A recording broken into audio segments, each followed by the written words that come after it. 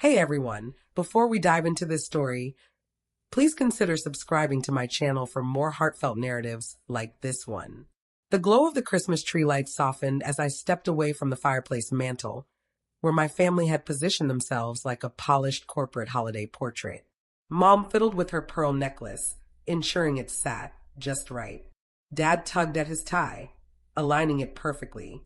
My sister Vanessa ran a hand over her sleek red cocktail dress, while her husband Derek stood with the effortless poise of someone accustomed to the camera's gaze. "Claire, you're in the way of the light," Vanessa said, shooing me aside as if I were a misplaced chair. "We need this to look polished."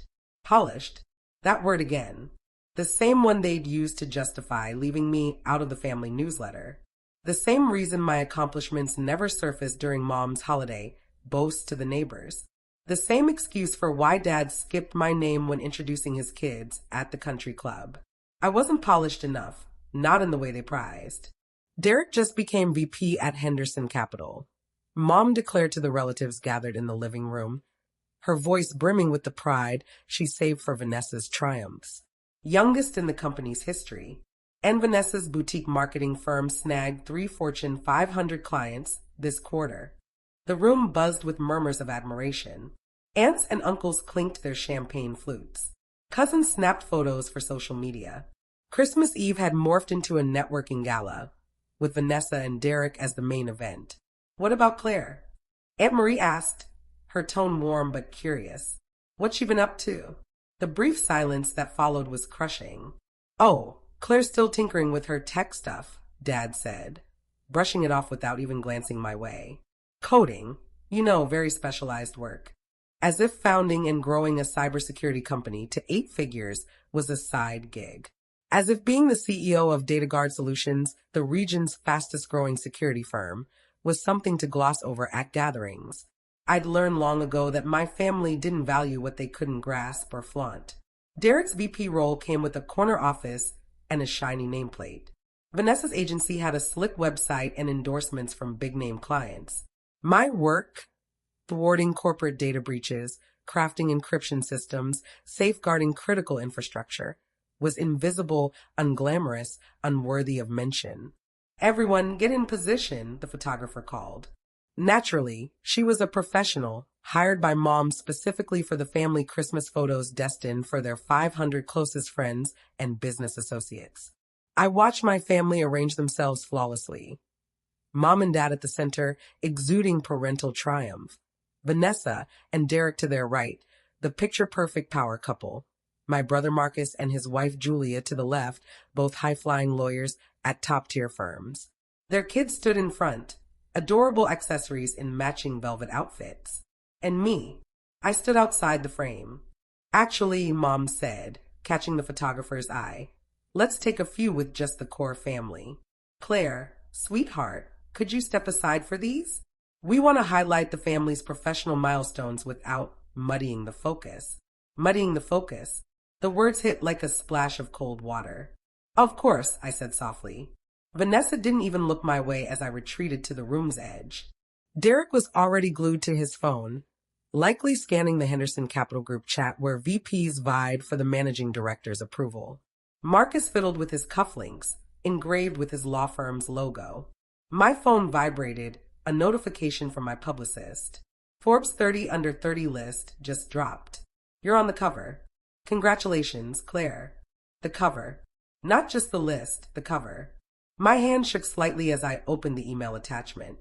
There I was, photographed in DataGuard server room 3 weeks earlier during the Forbes interview. The headline read, "The 29-year-old CEO redefining cybersecurity's accessibility and profitability." The article laid it all out. How I'd launched DataGuard from my tiny apartment 5 years ago with $10,000 in savings. How we'd grown to 150 employees and $80 million in annual revenue. How our encryption protocols were now used by 6 federal agencies and 200 private firms. How I'd personally halted 3 major cyber attacks that could have exposed millions of people's financial data. All this while my family thought I was dabbling in tech stuff on the side. "Big smiles, everyone," the photographer called. My family grinned, camera flashes illuminating the room. They looked flawless, accomplished, meticulously curated for this moment. I stared at the Forbes cover on my phone, my face serious and assured, beside the words cybersecurity's rising star. Claire, could you grab more champagne from the kitchen? Mom called, still holding her camera-ready smile. The Waterford bottles, not the cheap ones. Even at my own family's Christmas Eve party, I was only useful for errands that kept me out of sight.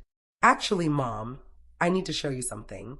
Not now, dear, we're almost done. With photos, she replied. It's important, Claire, Dad added, his tone sharp with warning. We're in the middle of something. Can it wait? No, I said, my voice steady now. It really can't. I stepped into the center of the room, holding out my phone. The photographer paused, sensing the shift. Conversations fell silent. Every eye turned to me, the overlooked daughter, the tech geek they couldn't quite package for their narrative. I made Forbes 30 under 30, I said plainly. I'm on the cover. The silence was deafening. Vanessa's jaw dropped slightly. Derek's eyes widened. Marcus stood up from the couch, where he'd been waiting for his photo turn. Mom's Waterford champagne glass slipped from her hand, shattering on the hardwood floor. What? Dad managed. I turned my phone toward them, the Forbes cover undeniable on the screen. Aunt Marie snatched it from me, and suddenly the extended family crowded around, gasps and exclamations filling the air. Forbes. The actual Forbes. She's on the cover. It says $80 million in revenue.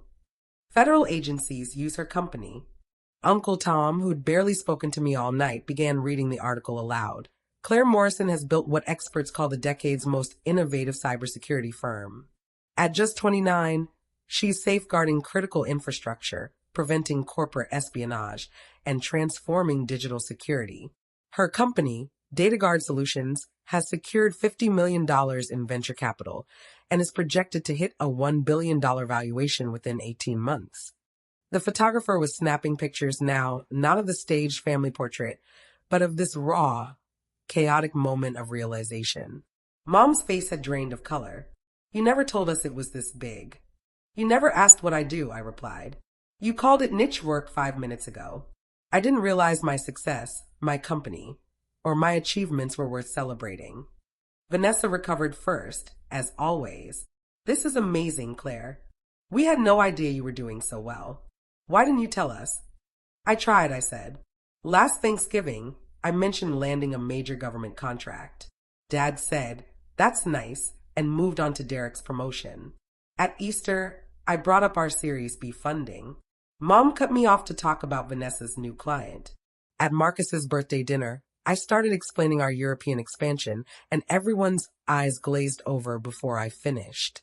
The room fell quiet again, but this silence was different, uncomfortable, heavy with guilt. You decided years ago that because you didn't understand my work, it wasn't important, I continued. Because I couldn't boil it down to a cocktail party tagline like VP at Henderson Capital or boutique marketing agency, it didn't matter. My actual accomplishments, building a company from nothing, creating jobs, protecting critical systems, didn't count because they didn't fit your idea of polished. Derek looked ashamed. Marcus stared at his polished shoes. Vanessa's flawless poise faltered. Dad was scrolling through his phone now, his face shifting through unfamiliar emotions, confusion, maybe pride, but mostly embarrassment. There are 47 articles about you, he said slowly. TechCrunch, Wall Street Journal, Bloomberg, Wired. They're calling you a visionary, a cybersecurity prodigy. How did I miss this? Because you never looked, I said. You assumed if it didn't come with a clear social status, it wasn't worth your time. My phone buzzed again, texts, calls, notifications piling up. The Forbes cover was spreading fast. Colleagues sent congratulations, investors requested meetings, media outlets wanted interviews. My publicist called, and I put her on speaker, too tired to care about privacy. Claire, the Forbes cover is blowing up. You're trending on LinkedIn and Twitter. Good Morning America wants you for Monday. The Today Show's offering Tuesday. We've got requests from every major business outlet, 3 podcasts, and 2 universities for commencement speeches. This is massive. Thanks, Rachel. I'll call you back. I hung up and met my family's eyes, seeing them clearly for the first time in years, without the haze of needing their approval. They seemed smaller, less imposing. "Good morning, America," Mom whispered. "You're going to be on Good Morning America. We should celebrate," Vanessa said, her voice bright as she shifted into damage control mode. "This is incredible, Claire. Our sister, a Forbes cover star. Our sister, who wasn't polished enough for the family photo 15 minutes ago." The words lingered, sharp and heavy. Aunt Marie let out a sharp, knowing laugh. "Oh, this is priceless. You literally pushed her out of the picture because she wasn't successful enough, and now she's outdone all of you combined." "That's not fair," Vanessa protested. "We didn't know." "You didn't want to know," Aunt Marie shot back. "I asked about Claire at every family gathering. Every time, you brushed her off like she was tinkering with computers in her basement instead of running an 8-figure company." Uncle Tom was still reading articles. "It says here she spoke at DEF CON last year, RSA, and testified before Congress on cybersecurity legislation. The Senate Committee on Homeland Security," I confirmed. "In March. I submitted written testimony in June for the infrastructure bill. Senator Morrison cited my recommendations in the final draft." Mom sank onto the couch, looking faint. "You testified before Congress?" "Yes. And where were you all in March?" "Planning Vanessa's agency launch party. The one with $15,000 on catering and an ice sculpture. I offered to help with costs since business was good, and you told me not to worry about grown-up expenses." The photographer kept snapping, capturing this unscripted moment, the family Christmas card they'd never send. Derek finally spoke, his voice quiet. "Henderson Capital's been trying to hire data guard for our security systems.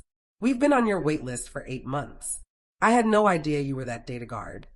"I'm that data guard," I said. "Jesus," he muttered, running a hand through his styled hair. "My managing director is obsessed with your company. He calls you the gold standard in every security meeting." "That's kind of him," I said. "Nice." Derek laughed, a bit unhinged. "Claire, you're the industry leader. My company dreams of working with yours, and I've been sitting at family dinners acting like my VP title made me the star." "Your title is impressive," I said sincerely. "You earned it. But so did I. The difference is your work fit their idea of success. Mine didn't." Marcus spoke up, his voice heavy.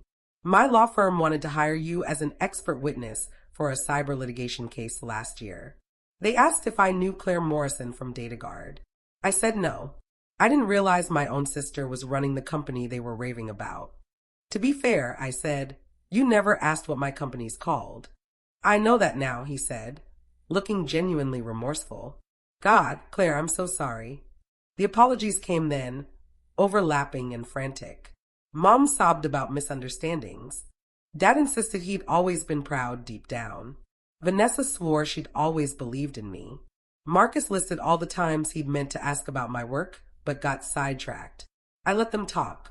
They weren't sorry, they were embarrassed. "I need some air," I said. Outside, the cold bit at my skin. Inside, I could hear my family arguing. Aunt Marie joined me, holding 2 glasses of champagne. "I'm not surprised," she said. "I always knew you were extraordinary. They just couldn't see it." "Thank you. Will you forgive them?" "Maybe," I said, "but not tonight. They're ashamed, not sorry."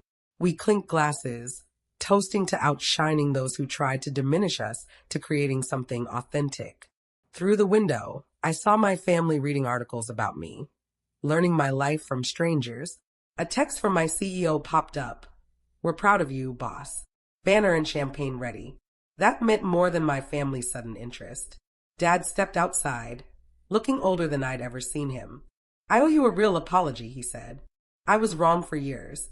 I only valued what I could understand, titles, hierarchies, prestige. When you chose a different path, I didn't know how to appreciate it. That was my failure, not yours." "Thank you," I said. "I'd like you to learn about my work, not because Forbes says so, but because you should have cared all along." "I'd like that," he said. "But I don't need your pride. If you want to be in my life, it has to be genuine." He nodded. "You've always been remarkable. I just couldn't see it." Inside, Mom was laughing nervously. Relatives whispered about my Forbes cover. The photographer packed up. Vanessa approached. Can we take one photo, just the sisters? Not for show, just for me. I nodded. We stood by the tree, for once on equal footing. The Forbes cover dropped on Christmas Eve, and my family finally saw me, not because I'd changed, but because others had validated me. On Monday, I flew to New York for Good Morning America. My team cheered me on with texts and memes. My phone overflowed with messages from relatives who'd ignored me for years. But the only one that mattered was from Aunt Marie. You never needed their approval. This is your victory. Love you, superstar. She was right. I built DataGuard and reshaped an industry, not because they believed in me, but because I believed in myself. Their recognition came too late.